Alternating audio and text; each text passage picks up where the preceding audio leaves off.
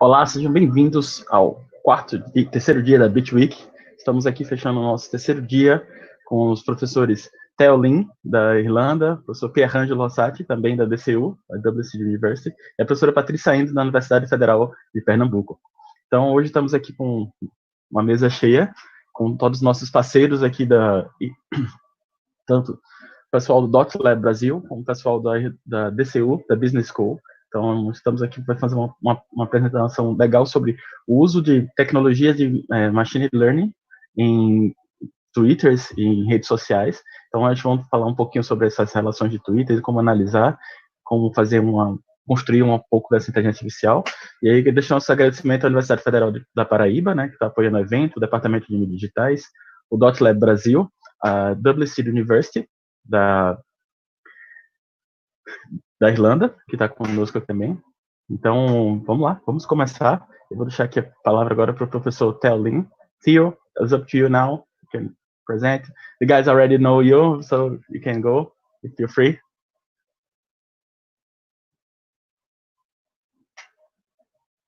Okay, thank you very much, Clary, and hello everybody. Great to be here. I apologize in advance if you attended my webinar on Monday. Yes, it'll be more exciting pictures from the Irish guy. Tonight, or well, it's tonight in Ireland. It might be mid-afternoon in Brazil. But today we're going to talk about social media influencers, and we're going to talk about research that our team in Ireland has done with Dr. Endo in Recife and her team, including Guto Leone. And what we're going to discuss in particular is looking at how social media influencers are impacting the discussion around health information. And in particular, we're going to look at diets and how people talk about diet data. I'm a dad, so I'm an old guy, and I have two daughters and a son. And while I don't particularly worry about my son, I know my daughters are consuming all this content from Instagram and TikTok and Snap and everything, and it's a major problem. So that was one of the reasons that I started looking at this area. But it's also a fascinating area just in terms of both marketing and communications, and in particularly how we apply new advanced mathematical and computer science techniques to identify what the real activities that are going on behind the scenes on Twitter and social networks. And that's why we're delighted to work with our Brazilian partners, because they really have those kind of skills. So on Monday, we talked about trust. And just to remind people who weren't there on Monday, but just to recap on that. So every year, Edelman, the world's largest PR company, does a global survey about trust. And when we think about Brazil, one of the things is that the Brazilians as a whole, whether it's the general population or the informed population, classify the media and the government as unreliable sources of information. So that's not me saying it. I don't know, is that your experience? But that's what this survey says. And in particular, the Brazilian population fears advances in technology, what that technology has to do with work, and what their place in that is, fake news, okay, so misinformation, and the lack of capacity of government officials to deal with these challenges. And what that survey really tells us is, while Brazilians, more than they did over the last 5 years, they still have a very negative perception of the information that they're given from the media and the government. So they don't think it's particularly objective. Interestingly, when we think about NGOs, and NGOs, non-government organizations, play a major role in the health sector in Brazil, they're neutral. They're not saying that we trust them. They're not saying that they don't trust them. They're saying sometimes we trust them. And the only organizations and institutions that Brazilians as a whole trusted were businesses, which I think is great because where I come from in Ireland, no one trusts us. So I think this is a good thing. But here's the killer. That was before COVID-19. So whatever you thought before COVID-19, I don't know what that data is telling us now, because obviously we're heavily impacted by COVID, and it's had a dramatic impact on how we perceive information from the media and government and businesses about health. And interestingly, I dug a bit more into this data yesterday, and what I did find is that Brazilians don't treat local government information the same way they treat national government information. So I think that there's a complexity in Brazil, which is at a municipal, state, and national level. And I think that's an important thing to make sure that you distinguish between those things. But when we think about influencers and how we influence people and what we're trying to do with influence, what we're really trying to do is persuade people. So we're trying to persuade people to adopt a particular behavior. In the current climate, it might be wear a mask. It might be wash your hands. It could be social distance. These are things that we're trying to do. But in normal times, one of the big health problems is obesity. And what we're trying to do as policymakers and influencers, whether we're academics or the government, we want you all to be healthy. Okay, we want people to have healthy diets. And the rules of persuasion and the principles of persuasion from a psychological perspective are universal. So it doesn't matter if you're in Brazil or China or Ireland. The groundbreaking research around persuasion and influence was done in the 70s and 80s by a guy called Robert Cialdini. He was a professor in Arizona State University. And he studied all kinds of contexts all over the world and arrived at 6 principles. Firstly, we're more likely to be persuaded by people who we see social proofs about. So we see that other people, a person's instructions or advice, and therefore, I might follow that. I'm more likely to follow it. I'm more likely to be persuaded by people I like.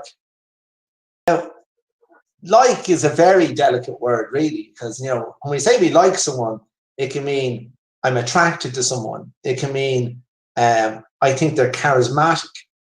In Ireland, we're all very cute. What we mean by that is we're ugly but interesting. In Brazil, you're all very beautiful, so it's very different. I'm not going to talk about the Italian guy. Who knows what they are? But in real terms, when we say we like someone, we like people because they're witty, or they're humorous, or they're just nice, or they're intelligent. There's a whole variety. Like is a very complex word. We're persuaded by people who are committed to a position or consistent in what they say. So if people consistently say the same thing, we're more likely to believe what they say. Reciprocation is a very important principle. And this is particularly in cultures all over the world. I have awful problems with this in Brazil. If someone gives you a gift, in both our cultures, Brazil and Ireland, we feel that we have to give a gift back. Okay?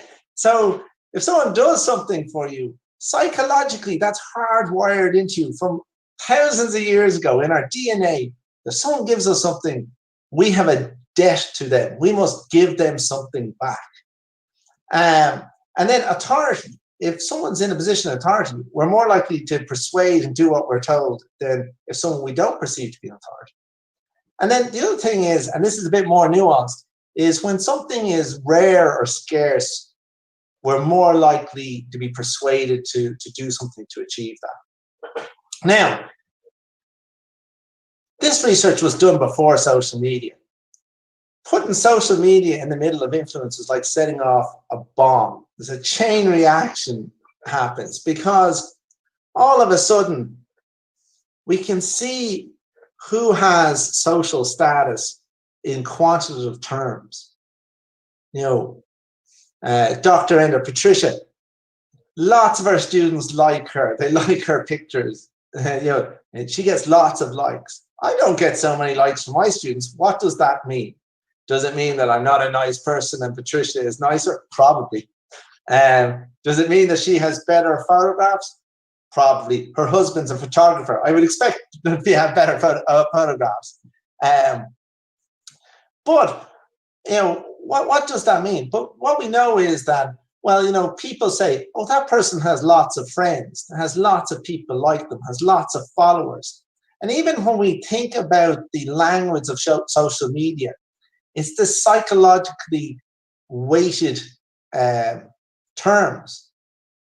This person has lots of followers.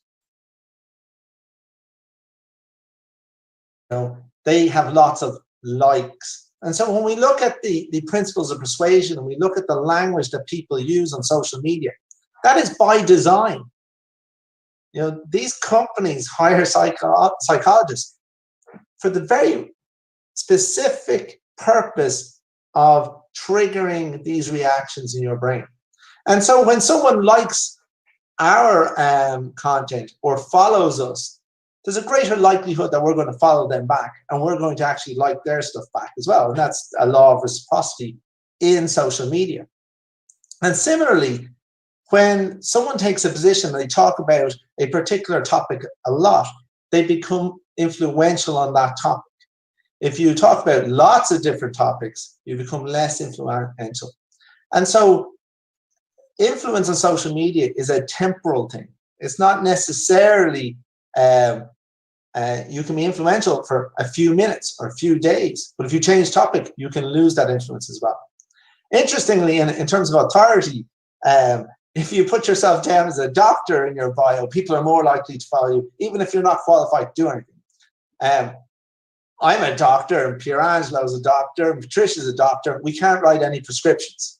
The fact that we're doing research on this is quite interesting. When I presented our research first, I was presenting at a health conference in Ireland, and I was on the radio. And interestingly enough, I was on a UK, British radio show. And the presenter obviously didn't read the notes and thought I was a medical doctor. And then I had to correct her, and I said, well, I'm not a doctor. You know, I'm just a business guy, and I can tell you. And then she was, oh, I'm just not good enough, you know. But you know, my mother was always very disappointed that I had doctor before my name but couldn't write prescriptions. You know, that's the key thing here, is that, you know, just because you are an authority or that you're well known does not mean that you're competent to talk about something. And so when we talk about trustworthiness and we tease that out, you know, again, and I said this on Monday, we're talking about a very nuanced concept that involves benevolence, that I'm acting in your best interest, that I am competent, like I know what I'm talking about. I have the ability to actually advise competently on this, and that I'm honest, right? And we assume those things. That's what's in our head. But the other side of that is, in some instances, we want to be friends with these people, okay? And that's a very important thing. So as business people or marketers or communicators, if you're in Pessoa, the traditional way of us influencing the general population, and this is very much the case in Central and South America, is that in companies, the CEO, he was in charge, and he had a board of directors, and you know, they would issue a press release and they would front journalists in the media, and that would be how you got to the population. And academics, well, we were called in if there's a problem and someone wants to have a counter argument or a sporting argument, and then technical experts. And really, there was a vertical flow of controlled information, whether it was the CEO of the country, the president or the prime minister of the state, etc., or it was a company or a university, and that flows down to the general population through traditional news. these new models are firmly established now, where there's a ground-up, community-driven model of disseminating information. So not only do we're all, once we go on social media, are social activists of one side. Even when we don't participate, we are actually sending a signal to social media platforms. But obviously there's people who are very active. And when I say they're social activists, I don't mean that they're protesting. I mean that they're active in trying to influence their peers on social media. And there are consumers who are action-oriented, who are taking actions and promoting and advocating products. And then there's employees.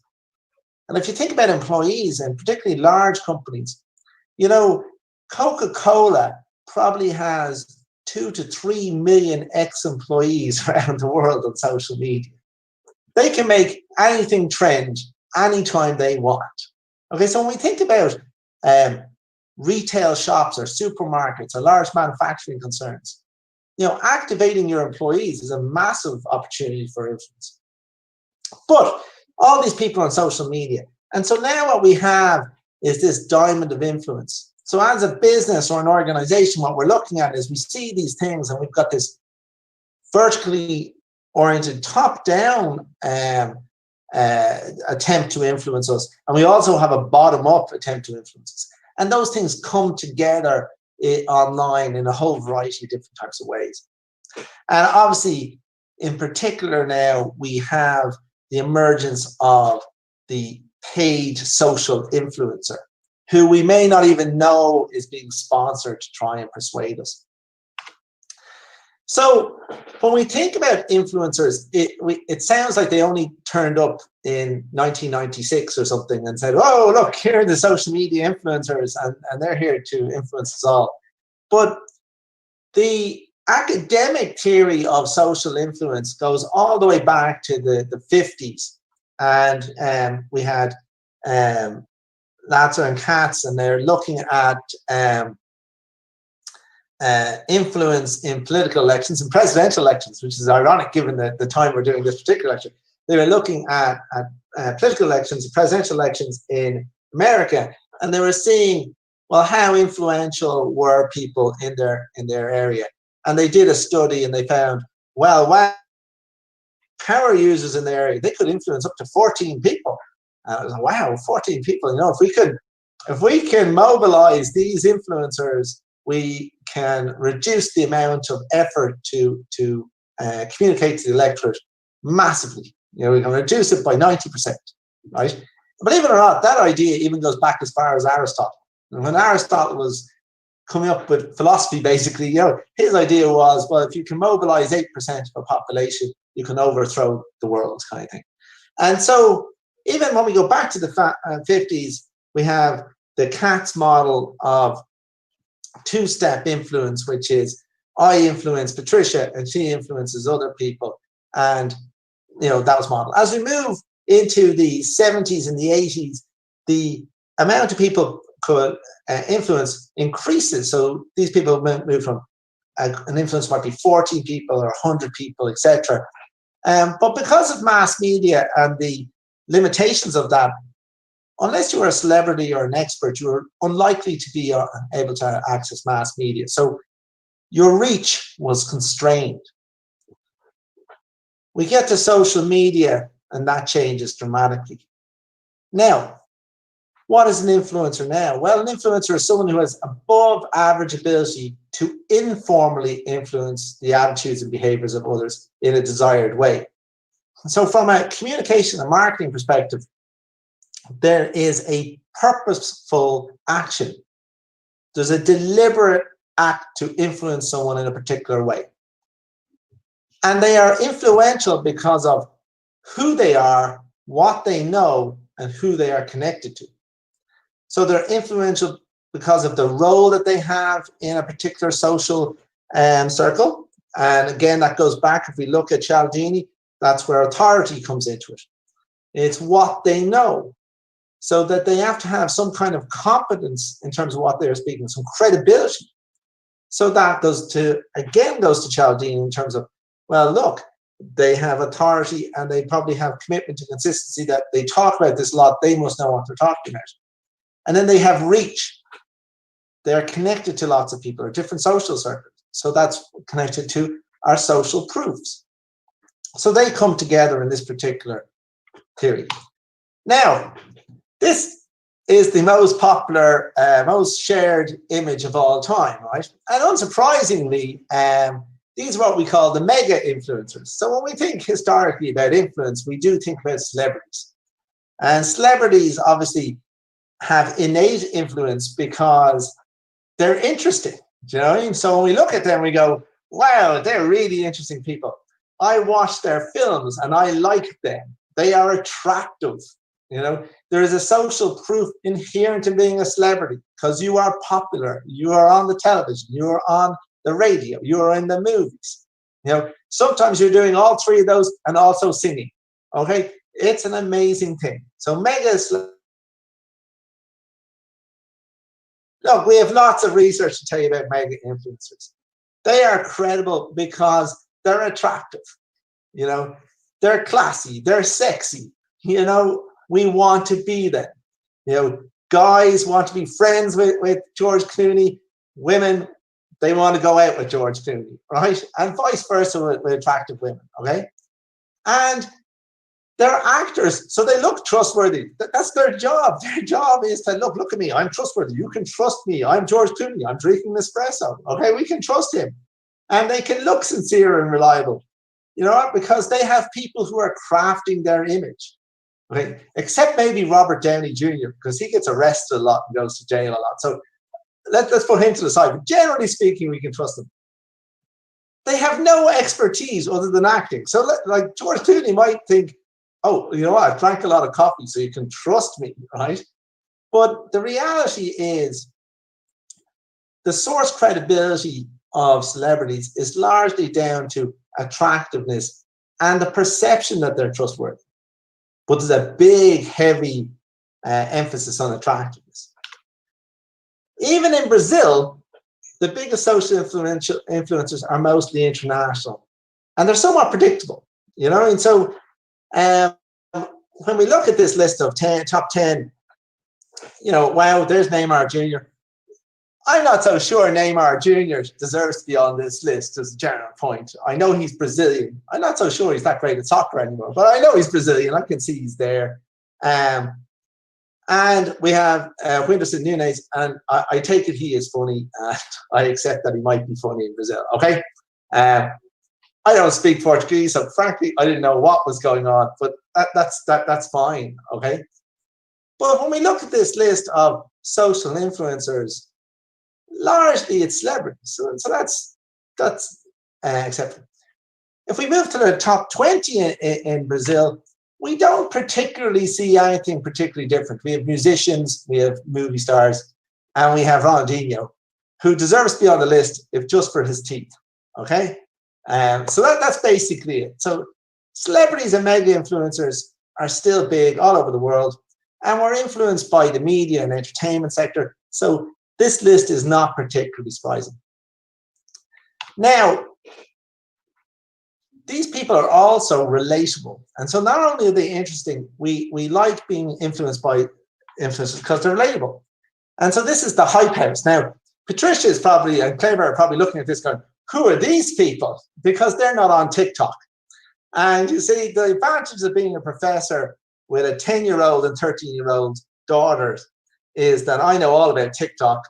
And, you know, these are the people who are influencing the teenagers of today. Now, whether it's Charlie D'Amelio or any of these kind of guys, what's particularly weird about this is this picture was taken a couple of months ago of the hype house. And the hype America, and they put all these TikTok 16-year-old influencers who come to these dances, they stick them in this room, and I guess Jason Derulo or something goes off and writes a song, and they create the dances for him or something like that. But these are the TikTok influencers. Now, you'll notice that they all have extremely flexible right arms and left arms so they can get a very good picture of themselves in their iPhone. It's like a big Apple advertisement here, really. Everyone has the latest iPhone, whatever, 27. And they're sitting there, and these guys have massive influence on teenagers. And these guys can make any song from the last 10 years go to #1 on Spotify by just coming up with some crazy 6-second dance to it. And trust me, as a dad, as a father, it is an extremely strange phenomenon watching your kids do very strange moves all the time, and then share it with the world. But here is TikTok, and this is it. We even have a hype house in Ireland.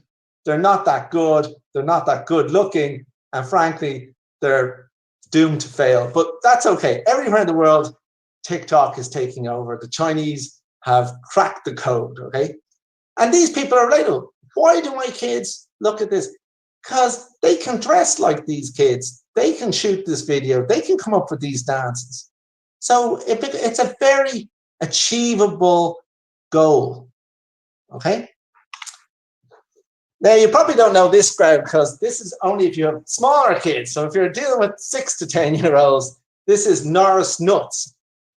Now, Norris Nuts are an Australian family. There's all kinds of ethical and moral issues here because basically the parents of this family have taken their kids and turned them into a product. And literally, you can go to their website, you can hire these kids to talk about whatever you want, right? And there's like 6 or 7. I think the family just keeps knocking out kids just so that they can sell them as influencers. And basically, these are the big thing for tweens, kids who are aged somewhere between 8 and 13 kind of thing. So pre-TikTok, you don't want to give your kids a phone. This is what they're looking at. And these guys have their own web shows, TV shows, Instagram accounts, YouTube channels. You can sign up to be a legacy, which I didn't realize what this was, but your legacy is if you subscribe to their YouTube channel, and you can buy messages from them and all this kind of stuff. And they're trying to influence you to buy. Look at it. The rewards of this family, they're very healthy. Ice cream. Yay, look, we're sponsored by Ben and Jerry's. Bang. And what they're trying to do all the time is follow us on these various social media channels and look at the products that we're eating and buying. And look, we're doing funny, stupid things, and now we're eating and buying, okay? And then we have micro-influencers. And these people are relatable. So if you take Daniel Wellington, they're an exclusive Swedish watchmaker, okay? And literally, they went looking for people who had cats, okay? With not massive Instagram followers, but enough that they get 2,000-3,000 likes an image. And what they did was they sent a watch to those people and said, listen, I'll send you a watch, but you have to take a picture of you and your cat, all right? Within weeks, they had literally hundreds of thousands of likes of pictures featuring these micro-influencers, their cat, and the watch, okay? And so you have this very consistent brand image. Again, Cecilia Gorgon, very interesting, worked with a skincare company, Glossier, and what she's doing is using their skincare products. And you can see this happening in Ireland or Brazil, where ladies go out and they buy various skin creams and all kinds of different things. And they gave her a kit, and then she just uses it, and she posts pictures of what she's using, and she's getting 8,000, 9,000 followers. And she builds that up over time. But for Glossier, if you have 10 of those students, that's nearly 1 million people you're hitting. Over a month, you have a picture a day, 8,000 likes a day, you get to 1 million likes very quickly. People who weren't that familiar with your brand. So influencers aren't just mega celebrities, they're a whole raft of different types of people. And the important thing here is consumers don't equate social media influencers with marketing. They see them as cool, interesting, inspirational, relatable, etc., etc., etc. Okay? That's probably why Patricia gets more likes than me. Okay? People think I'm trying to sell them something, and I'm just not cool, interesting, or inspirational. I'm relatable only insofar as I look like their dad.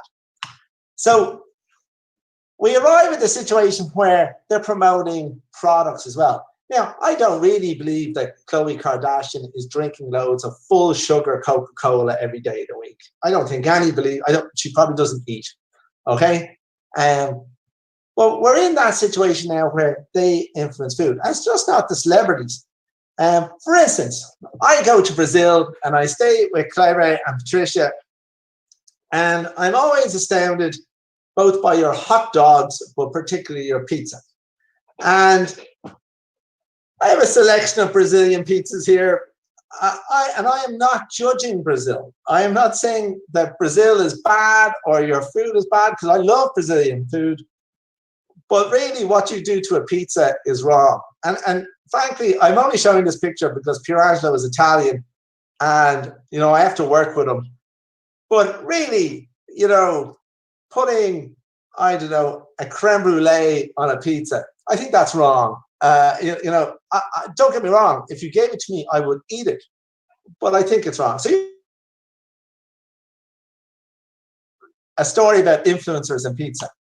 This is PewDiePie. Now, many of you might not know who PewDiePie is. I like to bring my family into my lectures. So my son is a gamer, and PewDiePie is a very big social media influencer when it comes to video games, and he has a popular Twitch channel, and he's on YouTube. And PewDiePie, in a bizarre thing, eats his pizza from the inside out. Now, while I don't agree with what you Brazilians do to pizzas, equally, you eat pizza like the rest of the world, from the outside in, okay? This man makes a hole in the middle of his pizza and eats from the inside out, which is just wrong, okay? You know, there's a couple of different things. He's using a knife and fork on a pizza. Yeah, I've seen that. I travel. People do that around the world. But I've never seen inside out, okay? Now, this is a small thing, right? This one revelation was shared 6.5 million times. It broke the internet for 2 days. Now, in gaming circles, they're used to this guy talking about Fortnite or Overwatch or whatever the next thing is. Suddenly he talks about pizza, and they're all talking about it, okay? That's how many followers, active followers, PewDiePie has. So when he talks about pizza, he hits 107 million active followers. That's the number of people every day that interact with him. He's talking about pizza. So influencers influence food, right? They influence what we eat. They influence our attitudes of food. Now, it's not always good. So this is kind of a tale of two influencers. And these two influencers is, one is, you know, I apologize. You know, when you're doing these presentations on Zoom, you can never check out which is left and right. The lady in the yellow dress, okay, is Jess Anslov. And the lady in the white top is Belle Gibson. These were the two most influential health and wellness social influencers in Australia. And they were influential for a 12 to 18 month period a couple of years ago. Both of them promoted diets. They promoted particularly restrictive diets, okay? One was called the Gershon method, which both of them endorsed, which sought to get people to restrict types of food that they would eat. Typically food that we often think is good for you. And as it turns out, both of them did this because they saw it as a way to cure cancer. And my family, like many families, is impacted by cancer. And, you know, it's a terrible disease. And when your loved ones, your family have cancer, you'll do anything to impact cancer. So in the particular case of the lady in yellow, Jess had a very bad form of cancer, and she claimed that this diet was curing her cancer.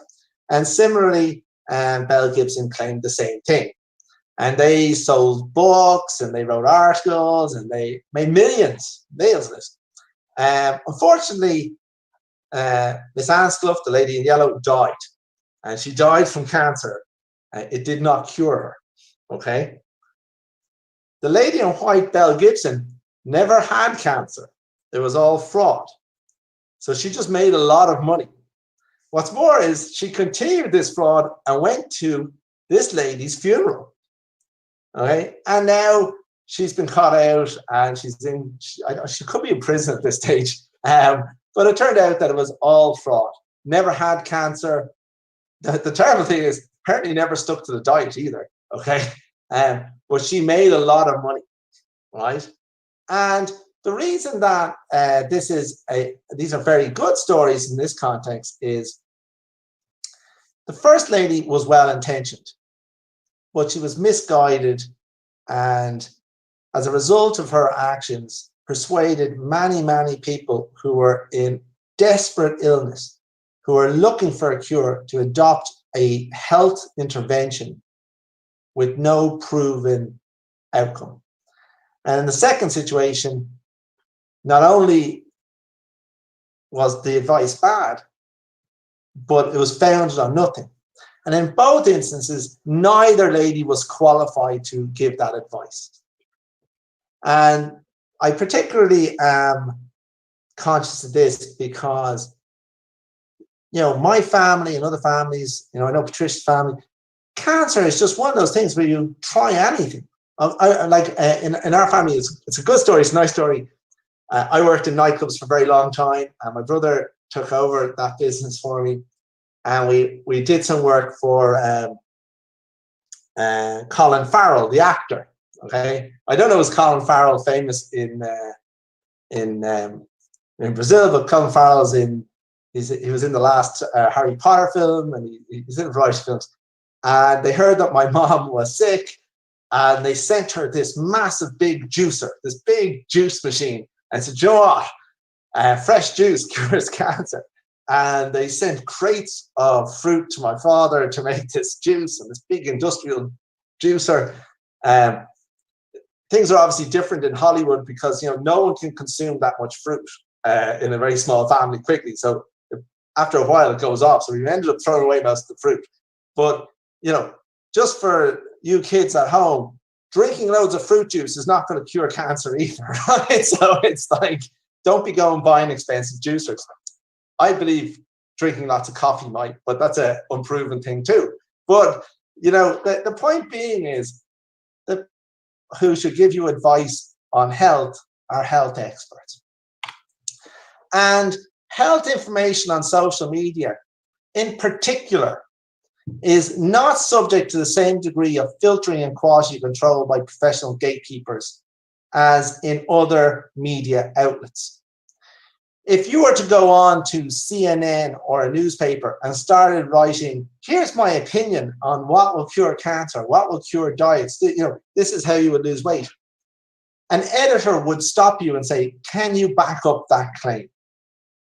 If I write something in an academic journal, the reviewers will catch me out and say, the data does not support that claim. And when we analyze and we look at the existing studies, and there's not lots of existing studies, but if we look at the existing studies on health information on social media, it is not subject to those quality controls. And much of it is out of date, incomplete, and inaccurate. Now, there's a massive difference between social influencers going on social media and talking about, "Look, I like Jason Derulo. Look at this cool dance I've done." Or, you know, "I like the latest Marvel Universe film." That's fine. Actually, they're probably in a much better position to decide whether that's cool or correct, etc. But what we find is that social influencers, when it comes to health and when they give out advice, they are inadequately qualified. So overwhelmingly, they would seem to be unqualified. They often present opinion as facts. They present advice contrary to nutritional guidelines. And they use manipulative and deceptive marketing techniques. And what do I mean by that is they use bots, they use fake blogs, they use enterprise tools. And the result of those activities is that people delay or do not seek legitimate medical treatment. So they stop listening to what they know makes sense, is going to the doctor, right? In some instances, it leads to malnutrition.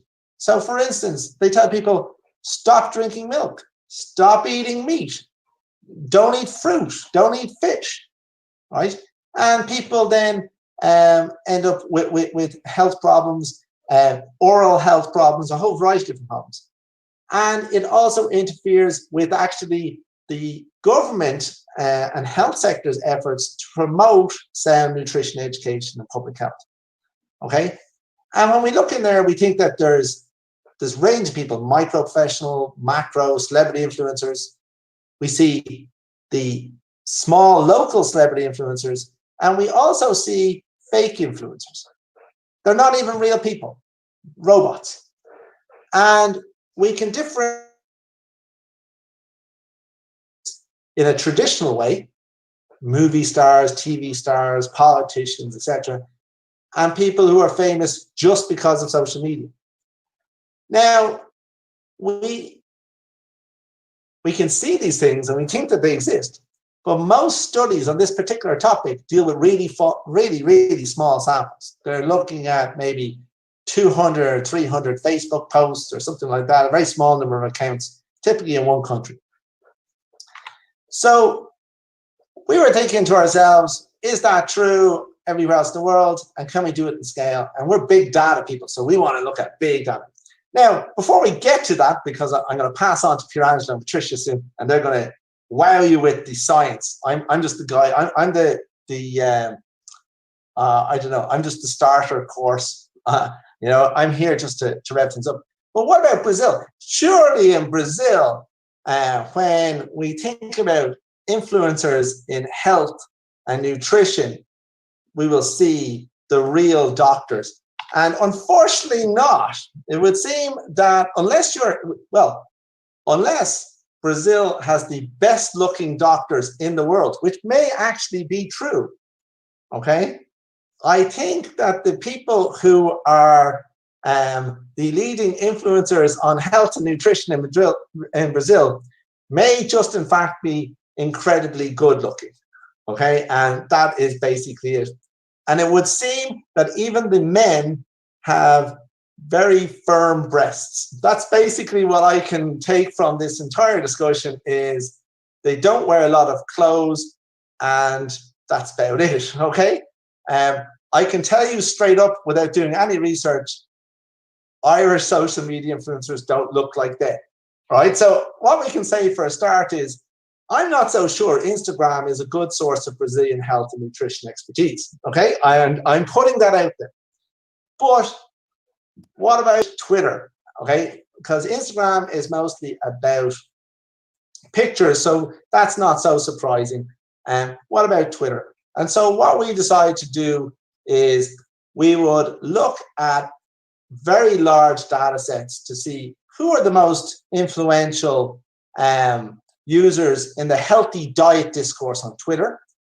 What do they talk about over a sustained period, not just over a small period, over like a year to 16 months.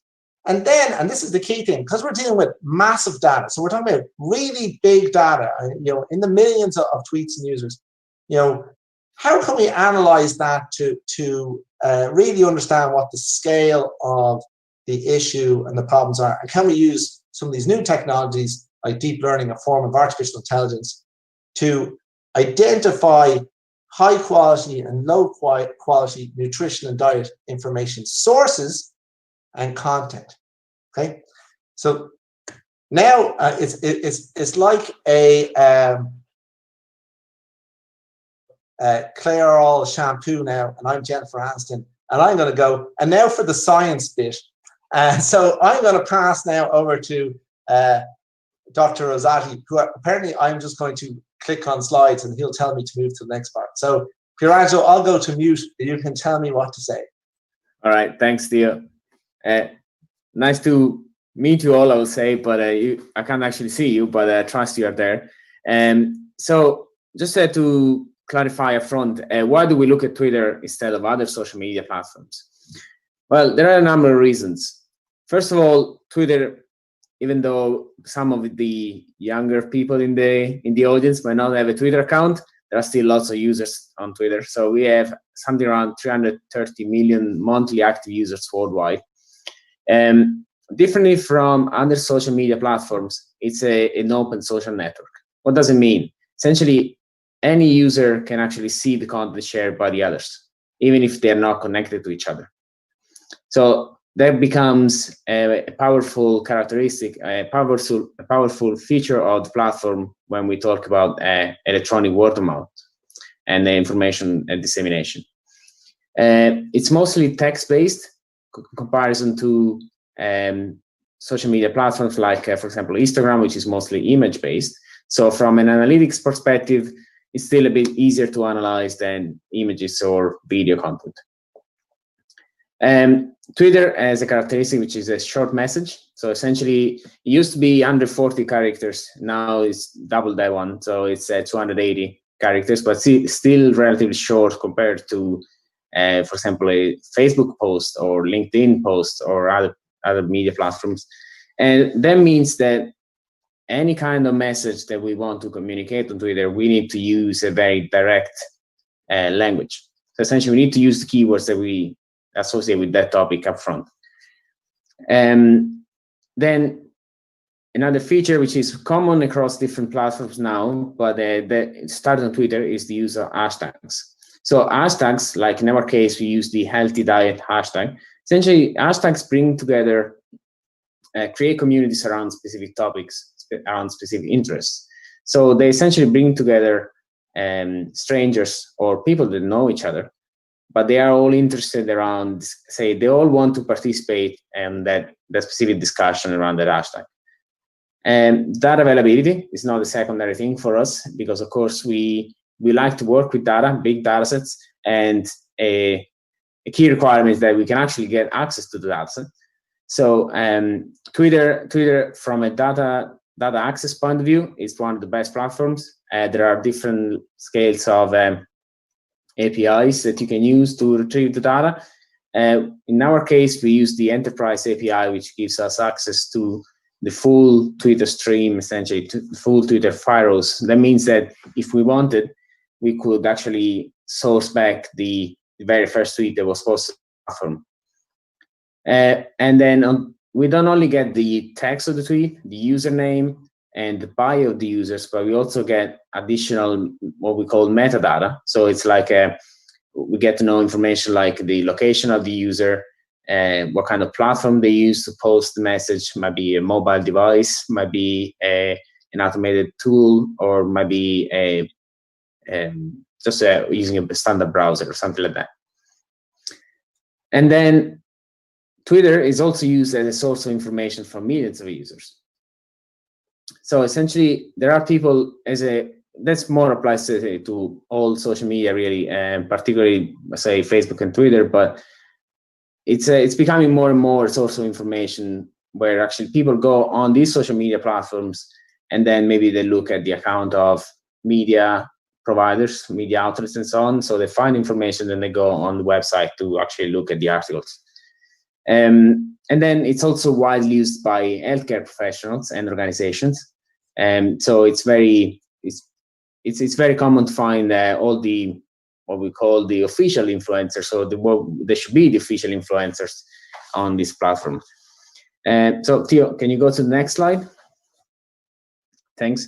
So what we did, essentially, we downloaded a full data set of tweets posted between January 2018 and April 2019, so over 16 months. And then essentially we got 1.2 million tweets, more or less. So it's kind of a big data set. And this includes essentially, it's more than 600,000 users. So the first challenge is, how do we extract information so that we can actually see what the characteristic of the data is, or the data set is, or the users, without actually going one by one through 6,229,000 users manually. Okay, unless we had 10 years to do this research, we had to find an automated way. So the first thing we looked at was the kind of this, say, volume of tweets over time. And it's a bit hard probably to read that slide, but then on the horizontal axis we have the month of the year, and then on the vertical axis we have the number of tweets. And you can see that there are spikes, say the peaks, just before the after the Christmas season and before the summer season. Okay, so I think that makes perfect sense, where people are actually either having lots of good intentions for the new year and trying to lose weight, looking for the summer, or just getting ready for their summer break. In your case, sorry, it's winter break, but we always get confused about that. But I say it makes sense from an analytics point of view in terms of what we actually expected to see as volume of tweets. Just to be clear, the text, say the tweets that we looked at were all English language. So essentially we're, say, mostly covering, say, US and then other UK-speaking, English-speaking countries. But essentially, it makes sense, this trend, particularly in the fact that these are mostly on the north side of the world. Theo, can you go to the next slide, please? Maybe just explain verified users versus general users. Yeah, I would have done the next slide, but I can get in there. I can cover that now. So, on Twitter we have. So one of the questions that we had was, what kind of users are the most influential in this discussion? And specifically looked at, say, verified users, who are users whose identity is being verified by Twitter. So we know exactly that that specific account is managed by that specific person, okay, because his or her identity has been verified. Or it might also be an organization, but we are certain that whoever is behind that account is being verified. And so it should be more trustworthy and more reliable. Now, that doesn't mean that they are competent within a health discussion, okay? We just mean that we know who they are, okay? And then the second set of users we looked at, essentially we're trying to explore how many, say who were the users who were actually bots or potential bots. So essentially we're kind of automated accounts with might be actually automated accounts. So they were kind of fake accounts. We're just trying to manipulate the message or to post lots of content on the platform without actually being real people. And then of course we have the general public, which doesn't fit within these two categories, which are the vast majority of the users. So in order to identify the influencers, first thing we did was comparing the most active users and the most visible users. So active users are users who are posting on the platform. Essentially, every time you post a message, you retweet a message, or you mention someone, we combine all these three types of activity we sum these three types of activity, and so that we can actually calculate the volume of tweets posted by specific account over that time period. Then on the other end, visible users are those that attract lots of the conversation. So they attract retweets, they attract replies, and they attract mentions. There is research that says that essentially active users tend to be spam, okay, while visible users tend to be more reliable and more trustworthy, more reliable accounts. But we wanted to double check if that was the case. So if you look at the two graphs, the blue columns there are the highlights when an account is verified. Remember, we said that verified accounts tend to be more trustworthy than the other ones. So among the top 50 most active accounts, you can see that there is only one verified. And then we would say we'd kind of dig a bit more into the active users. And so we took the top 100 most active users and we say, okay, how many of these are actually bots or potential bots? And that's something around 6%, 60 out of 100, where were deemed to be potential bots. We use a specific API published by the Indiana University. So it's an algorithm that estimates the probability of an account being a bot based on their activity. And so 60 out of 100. Then there is another 21% on top of that were suspended. Suspended accounts essentially have been suspended by Twitter, and the reasons are usually they were either spam or they violated the general user policy of the platform. But most, say, probably 99% of the time, they were suspended because they were spam. So essentially, if you sum these two groups together, means that 81 out of 100 users, or the most active users, were not reliable, were either bots or automated accounts. And just to be clear, all of them together accounted for something like more than 100,000 tweets. So they introduced a high volume of noise in the actual discussion.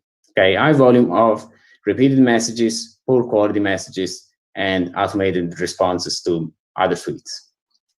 Then, if you look at the visible users, so the bottom graph, you can see first of all that we have a larger number of verified accounts in the list, and some of them are something like the World Health Organization, the FAO, the NHS, the National Health Service in the UK, and so on. So we have the users that we expected to be there, kind of reliable or international organizations.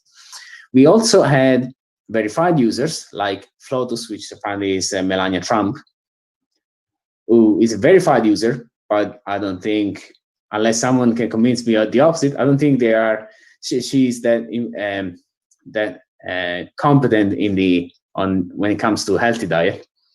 Apart from that, I think her husband doesn't seem to be following a healthy diet at all.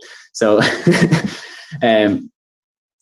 so essentially, we have a mix of these users, and then you can see essentially that the composition of the overall package there is very, very different. So Theo, can you go to the next slide then?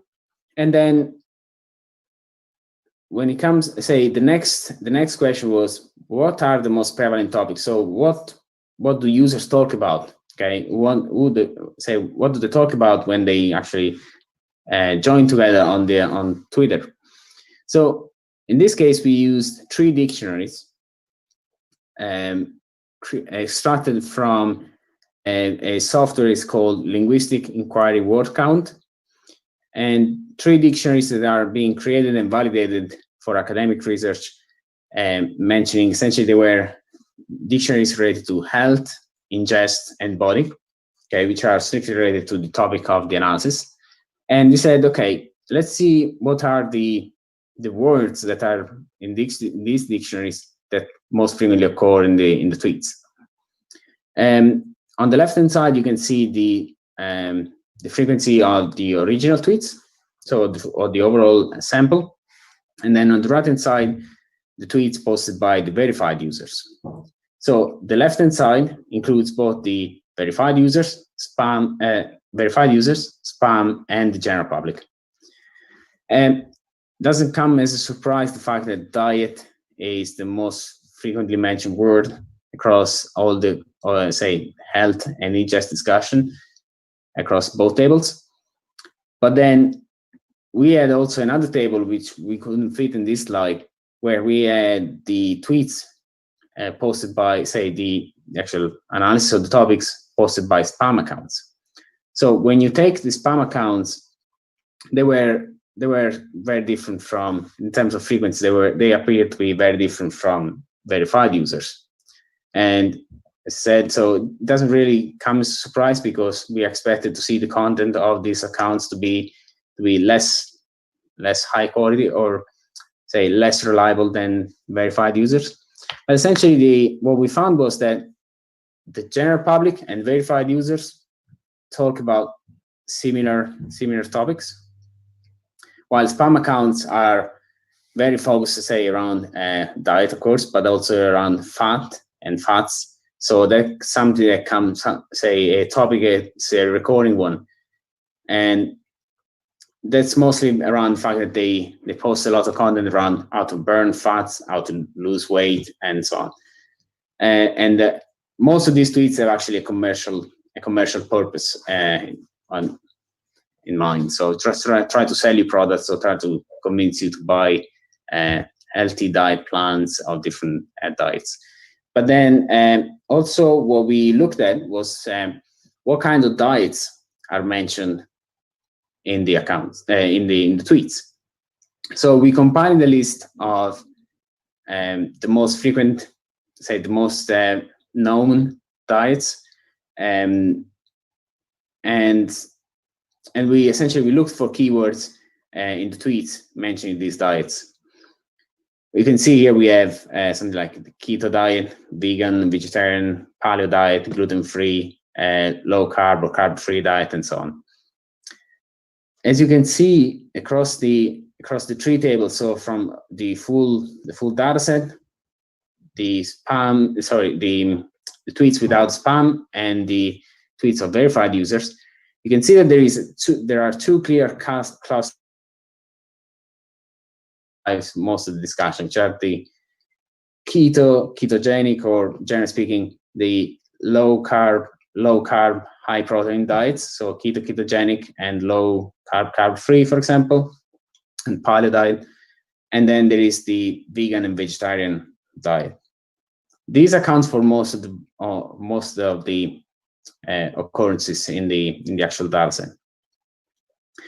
Now, particularly for the high protein, as Theo kind of hinted there earlier, particularly for the high protein, low carbs diet, there is research that says might be good for in specific contexts, but then on the other hand, there is research that says that might not be as good in other contexts, where actually following those diets for people with specific profile might lead to specific other disease or some sort of health dysfunctions.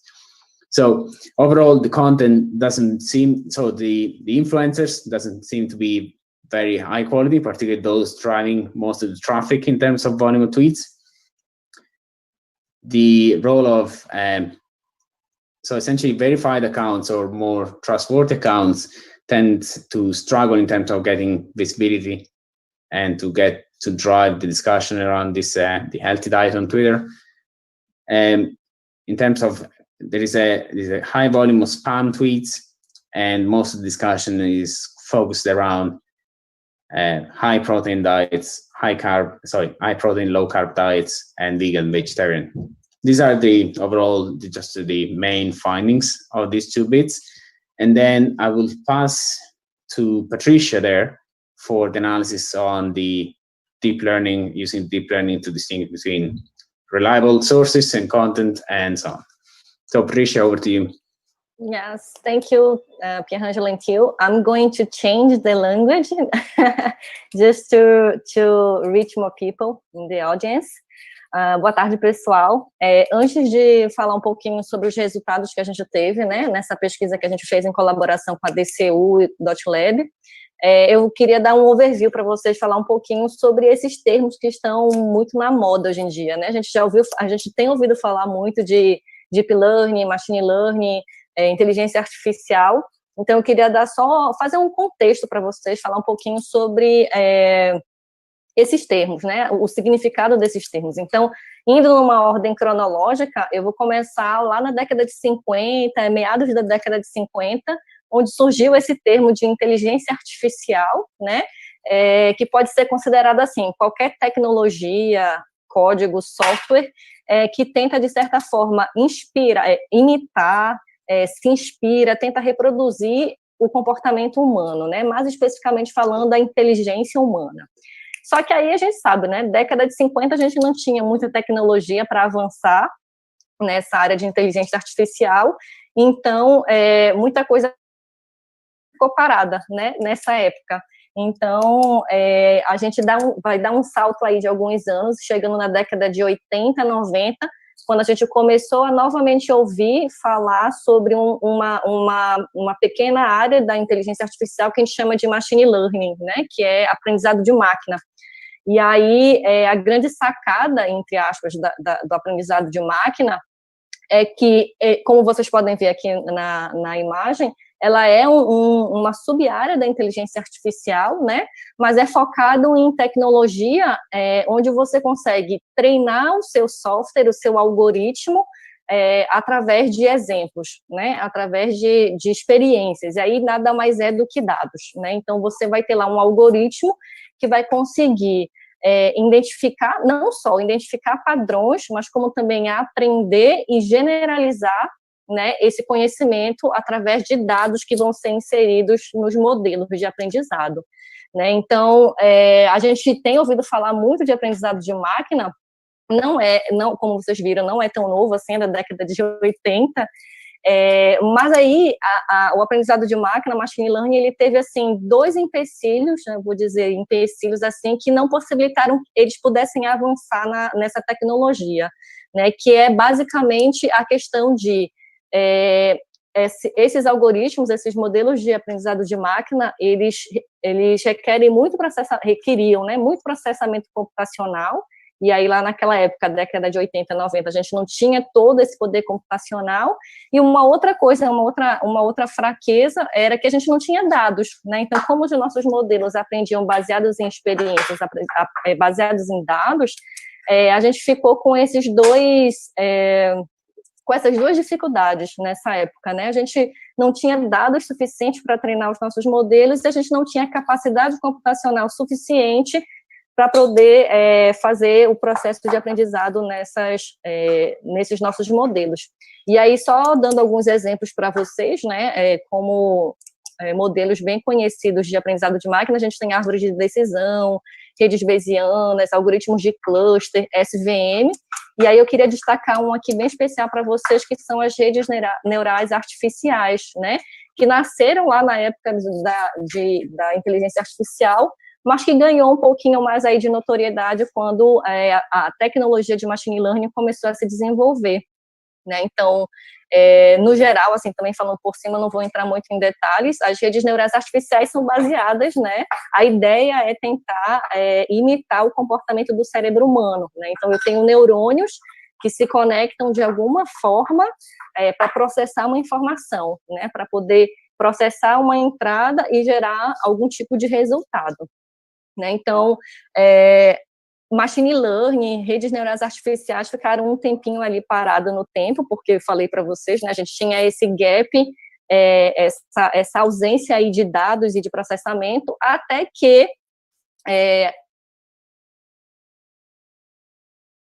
ia ouvir falar muito de deep learning, né, porque essencialmente a gente teve aí, acredito que vocês já estão começando a pensar também um pouquinho de 2 coisas fizeram a gente conseguir passar por cima dessas dificuldades de machine learning, né? Uma é o aparecimento de o que a gente chama de big data. Então, eu tenho agora muitos dados, né? A gente, com a ascensão das redes sociais, né? E todo esse boom da internet massivo, né? Todo mundo usando a internet o tempo inteiro. Hoje a gente tem diversas bases de dados, a gente tem dados hoje para treinar os nossos modelos, e a gente também tem aí o aparecimento da GPU, né? Que facilitou muito o processamento paralelo dos nossos modelos, para que a gente pudesse fazer esse processo de aprendizado das máquinas de uma forma, treinar as nossas máquinas, treinar os nossos modelos de uma forma mais eficiente e mais rápida, né? Então, Theo, please, next.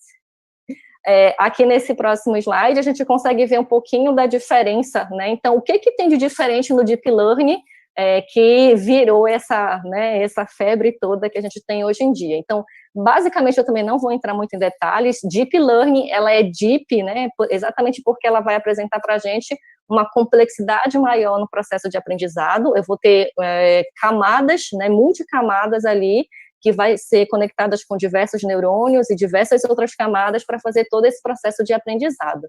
Mas, essencialmente, uma diferença que a gente vê notório entre Deep Learning e Machine Learning é porque, mesmo no processo de Machine Learning, onde a gente conseguia, de certa forma, automatizar um pouco ali essa parte de aprendizado de máquina, a gente ainda tinha ali um processo que a gente chama de feature extraction, que é extração de característica, que era feita de forma manual. Então, a gente precisava obrigatoriamente ter um cara ali que era especialista naquela área que a gente queria trabalhar, para poder dizer para a gente quais eram as principais características daquela base de dados que a gente estava trabalhando.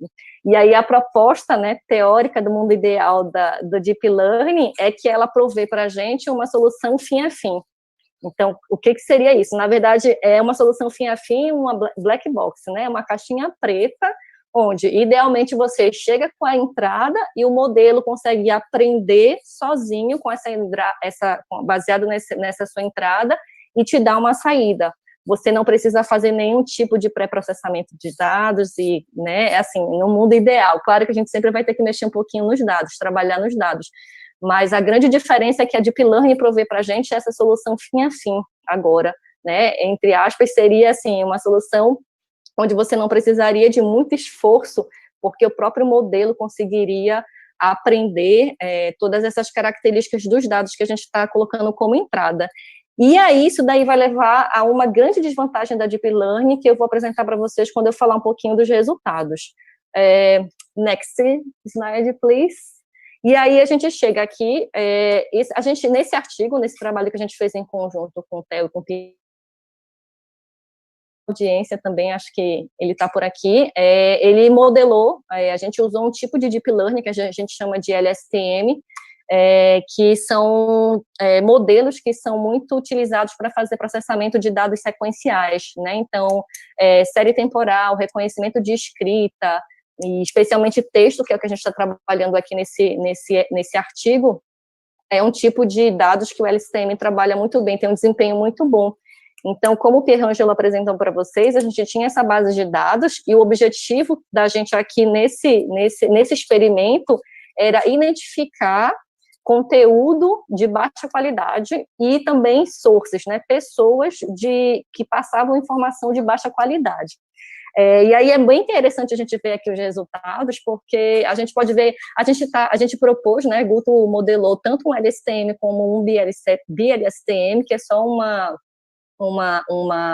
outra versão do LSTM, não vou me ater muito a esses detalhes, mas é muito interessante a gente perceber aqui nos resultados que os nossos modelos de LSTM, eles têm um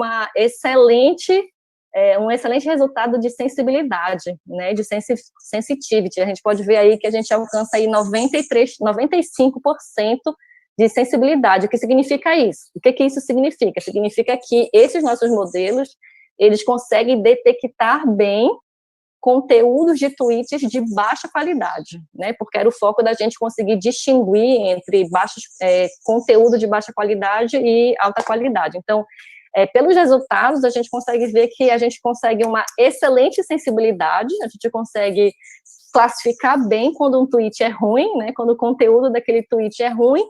Por outro lado, quando a gente olha a especificidade, a gente consegue ali 47%, 45%. E o que significa especificidade nesse contexto da gente? Especificidade seria a capacidade dele conseguir identificar conteúdos de boa qualidade, né? E aí é muito interessante falar sobre esses resultados, porque o modelo consegue desempenhar bem o propósito da gente, que é identificar conteúdos de baixa qualidade, mas ele fica devendo ali um pouquinho o outro lado, né, fazer classificação ou identificação de conteúdos de tweets de boa qualidade. E aí, uma das discussões que a gente tem sobre isso, especialmente em relação à base, né, o Pierangelo falou bastante sobre a base, sobre a característica da base, e aí, mais uma vez, né, consolidando um pouco do que a gente já vem falando, é difícil a gente encontrar conteúdo na internet de boa qualidade, né, conteúdo confiável sobre dieta na internet. Então, essa nossa base, ela é bastante desbalanceada. A quantidade de conteúdo de baixa qualidade é muito maior do que a quantidade de conteúdo de alta qualidade. Então, o modelo não conseguiu aprender muito bem, né, como se caracteriza, como generaliza os conteúdos de alta qualidade.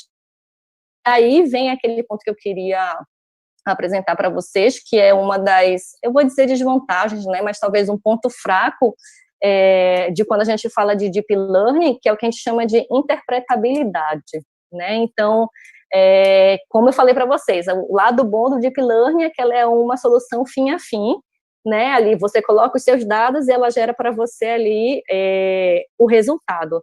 Mas exatamente por ela ser essa caixa preta, esse black box, a gente não consegue entender muito bem o porquê dos resultados dos modelos de Deep Learning, né? A gente não consegue fazer essa interpretação do porquê que aquele modelo está gerando aqueles resultados. Então, só para vocês terem uma ideia dessa dificuldade com LSTM, com Deep Learning, nesse estudo que a gente fez, inclusive, o modelo da gente classificou alguns tweets da Organização Mundial de Saúde, a OMS, como conteúdo de baixa qualidade, né? E aí a gente não consegue entender matematicamente quais foram os passos que se seguiu dentro, né, do nosso modelo, quais foram os neurônios que foram ativados, para que o nosso modelo LSTM tenha chegado nessa conclusão que alguns tweets, né, da OSM não eram tweets de qualidade, né, de conteúdo com qualidade. Então, esse é um desafio que a gente tem dentro do estudo, dentro da área de modelos de Deep Learning. Muitas pessoas têm estudado bastante sobre como a gente pode abrir essa caixa preta, né, e tentar criar um modelo que tenha esse nível de interpretabilidade melhor, né? Então, são alguns dos desafios que a gente tem aí quando a gente fala ainda de Deep Learning. Então, resumindo só aqui o resultado, nesse estudo a gente conseguiu propor, né, um modelo de Deep Learning usando LSTM que consegue prever bem, classificar bem conteúdos de baixa qualidade sobre informações de dieta usando tweets, essa base de tweets que o Pierangelo falou. É isso. From my side, I'm finished. Guys, trust me, I didn't say any bad things, just don't nice leave that to me. Okay, so I suppose when we think about research, often, particularly I think myself, Patricia, and Pierangelo ask, so what? So we're doing this research, like, so what? And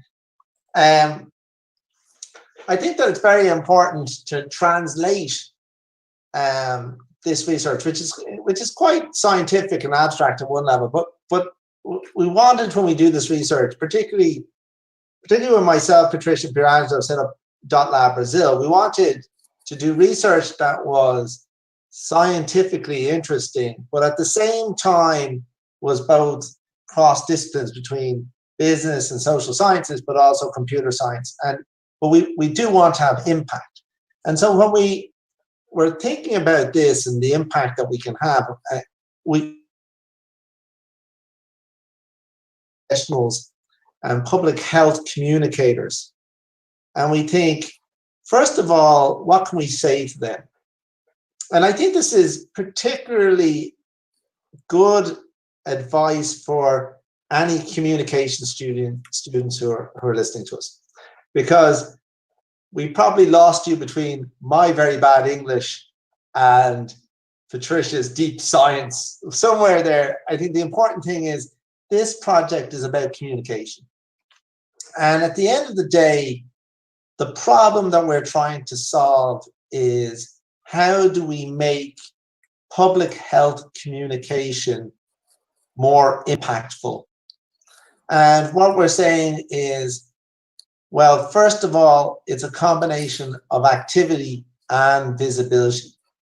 So the multi-level marketers and the diet marketers and the diet companies and all the very good-looking gym bunnies and bodybuilders and weightlifters and all these guys who are posing for their pictures, you have to cut through that noise. And so they are very, very active. They are posting every day and they're doing lots of activities. They're using really sophisticated software to get their audiences. And so it's not a question of just being authoritative. It's a question of being both active and authoritative. So what we're saying is public health communicators need to be much more active on social media. They need to be sending messages out at the same velocity and volume as the people that they're trying to compete for reach with. And so when we look at nutrition professionals and health professionals, we are just not seeing them because they're lost in the midst of this deluge of content that's coming from professional marketers and spam. Okay, so the first thing is they need to be more active. The second thing is they're not that interesting, relatable, and credible. And that's a terrible thing to say to anybody. You're just not that interesting. But the reality of this is, you know, health, nutrition, and diet content also needs to be interesting, fun, and relatable. And if we go back and we look at, well, we look at those top 10 influencers on Instagram in Brazil, they are masters at the image. They are promoting a lifestyle and a look to young people, old people, all kinds of people that's desirable. People look at that and say, I would like to look like that. I would like that lifestyle. And part of looking like that and getting that lifestyle also can be interesting and fun and relatable. And so the challenge for public health communicators is how can we be interesting and relatable and at the same time credible? And so that needs to be a consideration.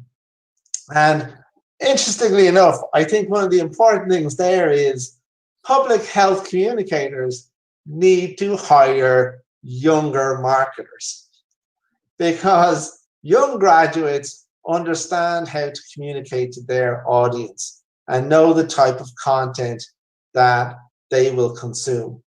Whereas even Patricia, and she's younger than all of us, we are just not 15, 16, 20, 25, 30, you know, there's a difference in just our generational thing. So, you know, you need the right people communicating to the right people.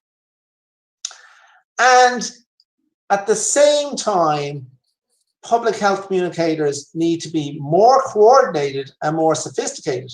And what I mean by that is they are competing for a share of voice on social media. They are competing to be heard.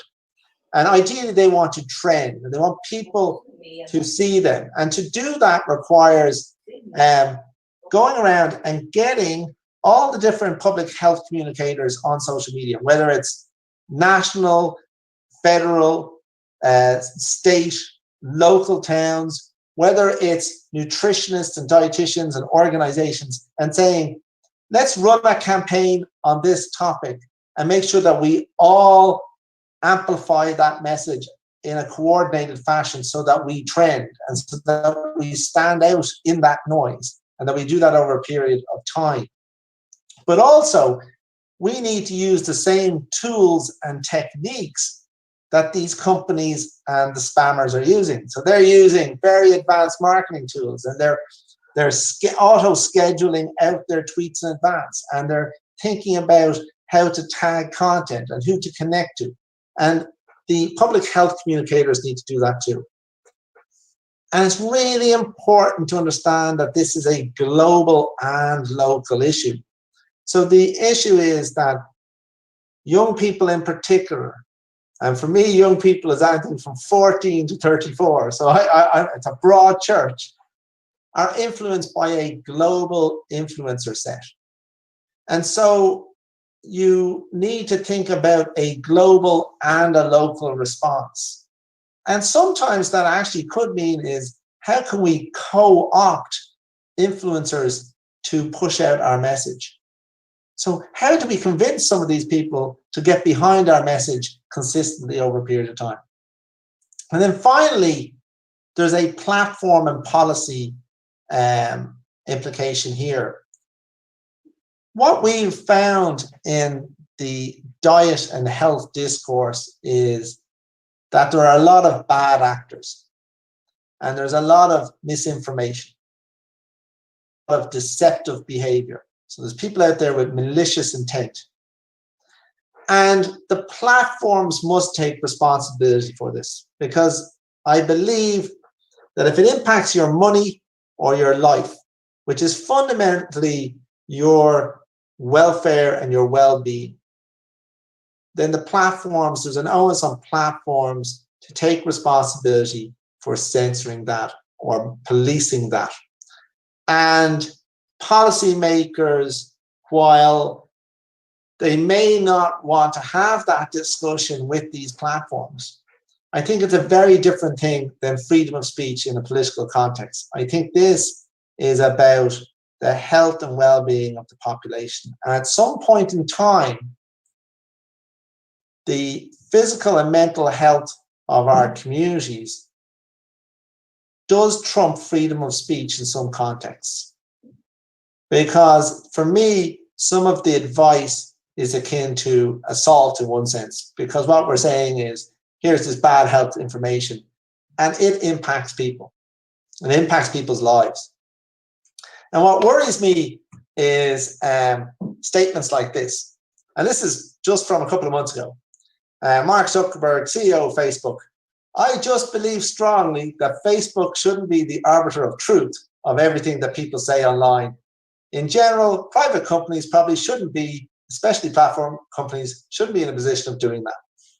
So he is basically distancing himself from any responsibility and accountability for sharing content that may negatively impact the health of his customers.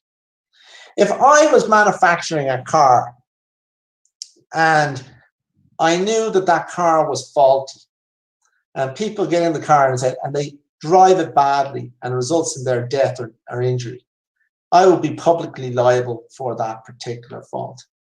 But we seem to think that it is totally okay for people to do that online. If a television company or a newspaper went out and allowed someone to take out an advertisement which resulted in injury or death, they could be liable for enabling that particular action. But on social media, we think it's okay. And there's an important social discussion that must happen about these issues, because when we were talking there about diet and health and the negative impacts of diet and health, that could have been COVID-19 or vaccination. In the coming months, we will see the exact same discussion on social media about whether it is safe to take vaccines or whether you should take vaccines or not. And the reason that we know that we will have that discussion is because we already have that discussion about measles and rubella and mumps and a whole variety of vaccinations that there are nations, even though it results in death. And in the particular context of Brazil, Brazil eradicated the measles in the 90s. You had no measles. In the last 10 years, measles has rampant, particularly in the Amazon region. And particularly for your indigenous people who live in the rainforest or in Amazonas, what that means to them is they don't have herd immunity. In fact, it's a killer for those people. And particularly when you have people coming from Venezuela and refugees, etc., they come into a country because they're in dire circumstances themselves. So it's not their fault. They're looking for a better life. But they may not have the vaccination regime that Brazil had in the 90s. And as a result, they're bringing a new disease vector into Brazil. And that combination with the endemic diseases that you have, whether it's malaria or TB, etc., is causing new health crises. And when you layer COVID-19 on top of that, and you layer diet and nutritional and health generally on top of that, we're causing these massive potential tsunamis of health issues. And when we go online, what we find is people who have no qualification to give health advice will have a large audience and a big voice dominate discussions, and it results in people dying in many cases, and particularly in the case of COVID-19, it results in dying. But in the case of nutrition, it results in malnutrition and a reduction in quality of life. And that reduction in quality of life translates into millions and millions of lost economic years. And when I say economic years, I don't want it to be purely about money, but the loss of contribution to society due to obesity. Obesity is in the top 3 global pandemic diseases. We talk about COVID-19. Obesity has been a pandemic disease for years. And it's not just Ireland or America. It's Brazil, it's Mexico, it's Europe, it's China. You know, obesity is a massive health problem. And central to obesity is 2 things: poor nutrition and lack of active lifestyles. And when you think about COVID-19, COVID-19 hits active lifestyles because we can't go out and do all the things that we used to do. And that's what worries me. We talk about vaccinations, etc. But at the same time, when we talk about vaccinations, I guarantee you within the same period of time on social media, there'll be an anti-vaccination misinformation campaign. And that may be grounded in truth, because at the moment we don't really know what the situation is with these vaccinations. But what worries me is that social media will be used as a platform for quality guidance on health to people who may not know better, and they're taking the opinion of people that have a high profile. And I think that platforms and policymakers need to be responsible and accountable for the distribution of that kind of content. But it's a Wednesday afternoon, and I'm sure that you've had enough of us talking to you. So I will pass back over to Clever, and he can wrap this up or ask us some questions. Thank you, Theo. Thank you, Pierangelo. Thank you, Patricia, for the amazing talk that we have here this afternoon and night here in Ireland. Actually, I just have a final question to ask you guys, for me, because we're late. We have 1 hour and a half. But you think you can scale up this solution for you guys to have for another topics like politicians or some ethical discourses to, I know, some things like prevent suicide things? You think it's possible to make the same structure of the research to other topics, to other areas? Yeah, absolutely. You know, I think we've learned a lot from doing this project. So I think one of the challenges is that we're working with these new data sets, very complete data sets, and for us, every time we do a health project, in particular, myself, Patricia, and Pierangelo, and in this case, Guto, we have to learn all about health and health information, etc. I think that the next steps for this project are to go a bit further into understanding the deceptive behaviors that are in the data set. I think that's number one. I think the second thing is we are convinced that we can produce a deep learning model that will work. So you know, we know where we're wrong, but you know, the great thing about deep learning is it's a training problem. So because we know where we're wrong, we know what we have to train the model and how we can be more accurate. So I think that's very exciting. I think we haven't explored how to apply this in other languages such as Portuguese. So that's very exciting for us. And the reason I ended on the anti-vax discussion is I think that will be our next focus, is trying to understand that particular context, because I think that can have a real impact as a piece of research on how public health officials can overcome a very significant problem in the world right now. But I also, you know, we don't just do this. So obviously we've done lots of work with Patricia and the guys around tuberculosis, and we've done lots of research around COVID-19, obviously, in recent times. And I think the important thing is the scaling up is important. I think it's the novel perspectives that you get from working with people who have very different scientific backgrounds to you. So, you know, what I take most from my relationship with Patricia and Pierangelo and Cleve is that we come from very different cultures, and we come from very different scientific cultures. So the place where Patricia is coming from is computer science, network science, and then arriving at analytics. Pierangelo is coming from finance, and then he's in business analytics, and then he's coming to data science. And I'm coming from God knows where, science fiction books, and you know, whatever Marvel film I watched last night. And so I'm coming from, hey, I read this great book, can I do this? But you know, my PhD is in law. You know, my master's is in ICT, so I can talk to Patricia about those things.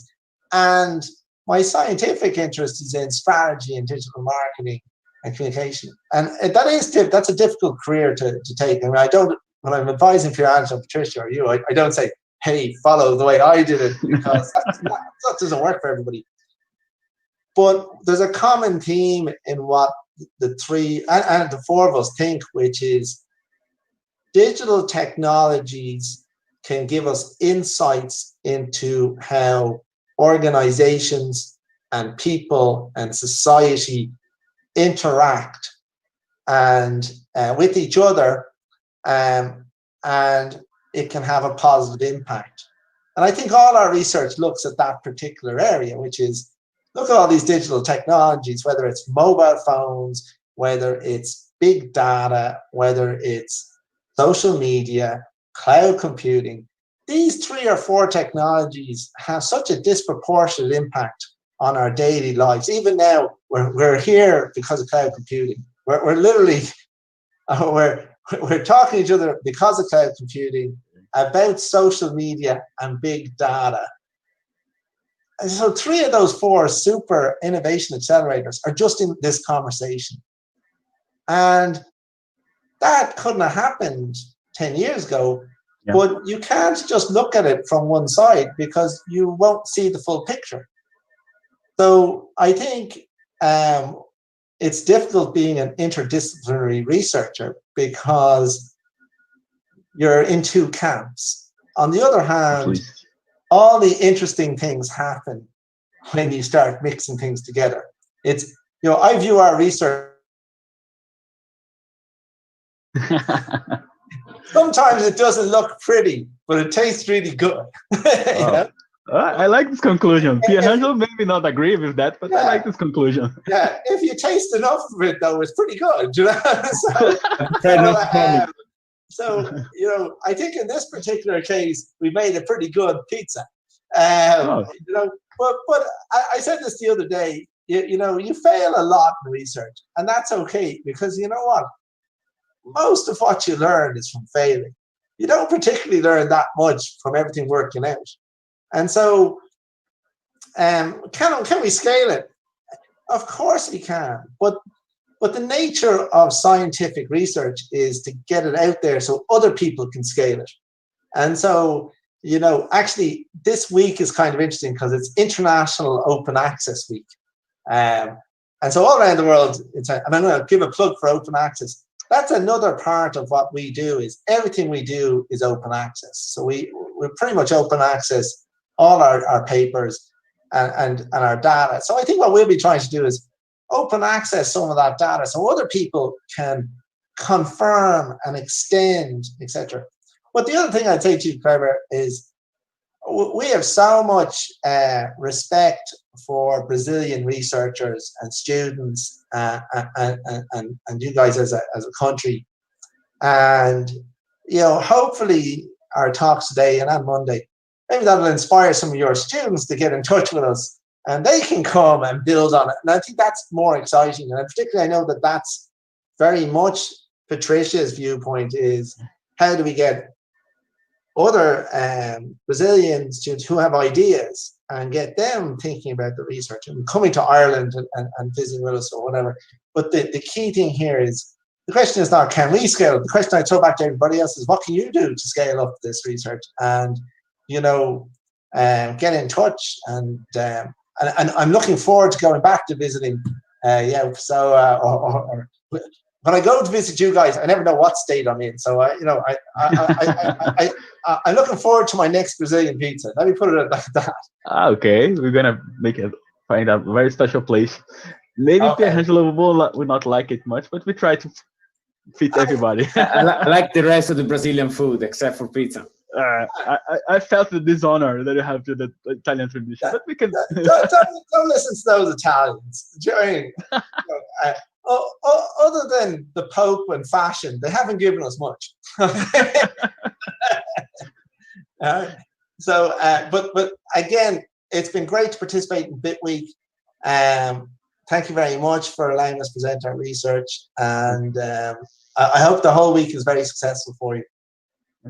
Thank you, Theo, for your participation, and Pierangelo and Patricia. It's been an amazing lecture.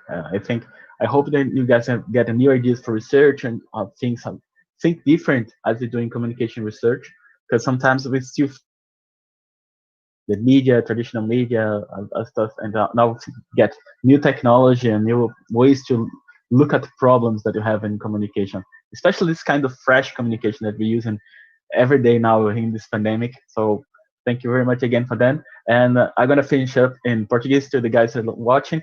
So, pessoal, estamos finalizando agora. Obrigado pela audiência. Foi muito bom a palestra aqui com os professores Theo Lynn, o professor Pierangelo Rosati e a professora Patricia Endo. Ainda vai ter muita coisa que vai rolar hoje ainda. A gente vai ter Débora Opolski, às 7 horas, falando sobre relato de produção sonora. Então, ela é especializada em áudio, inclusive participou de áudio de vários filmes, como Tropa de Elite e outros filmes interessantes. Então, ela vai contar um pouco da narrativa de construção de som. E o Glaudinei Mendonça falando da integração entre jogos digitais e jogos físicos e board games, né? Então, o Glaudinei, ele é especialista em board games, e tem um grupo de pesquisa em board games, que é o sonho, eu acho que muita gente que está na universidade, está participando desse processo de entrar na universidade. Mas o Glaudinei na UFC tem umas salas especiais só de board games, então, pessoal, se vocês quiserem procurar um cara para procurar de board games, vejam o Glaudinei, ele é fantástico, né? A gente vai falar um pouco dessa integração. E amanhã ainda tem mais, né? A gente vai ficar até sexta-feira com a programação. Curtam hoje aí a gente, fica à vontade para interagir com a gente aqui no canal. Então, segue o canal aqui, tem nosso perfil no Instagram, @bitweek, e aqui no nosso YouTube, se inscrevam, dê like, compartilhe com a galera. Fala dessa programação massa que a gente ainda tem hoje, porque o evento está só na metade ainda, tem um bocado de coisa para fazer ainda. Obrigado, pessoal, e até a próxima transmissão, e a gente vai se ver por aí. Tchau!